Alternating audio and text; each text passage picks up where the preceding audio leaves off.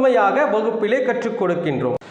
அடுத்ததாக இந்த வகுப்பிலே நட்சத்திரத்தினுடைய ஆதியந்த பரம நாளிகை கண்டுபிடிப்பது எப்படி என்ற விஷயங்களையும், அதே போல பால் உள்ள நட்சத்திரங்கள் எது, பால் அற்ற நட்சத்திரங்கள் எது, நட்சத்திர ஜாதி நட்சத்திர குலம் எந்தெந்த நட்சத்திரங்கள் எந்தெந்த குலத்தை சாதியை சார்ந்தது என்ற விஷயங்களையும், நட்சத்திரங்களுடைய நாம எழுத்துக்களை அதாவது பெயர் வைப்பதற்கு இந்த நட்சத்திர நாம எழுத்துக்களை எப்படி பயன்படுத்தலாம் என்ற விஷயங்களையும், அதே போல ஒரு நட்சத்திர தான பொருட்கள் அதாவது ஒரு நட்சத்திரம் மோசமான நட்சத்திரமாக தாராபலன் வரிசையில் மோசமான நட்சத்திரமாக வந்தால் அந்த நட்சத்திரத்திற்குண்டான தான பொருட்களை நாம் தானமாக வழங்குகின்ற பொழுது கண்டிப்பாக அந்த தோஷம் என்பது விலகும். உதாரணமாக சொல்ல வேண்டும் என்றால், ஒரு ஜாதகர் அஸ்வினி நட்சத்திர ஜாதகர் என்று வைத்துக் கொள்ளலாம்.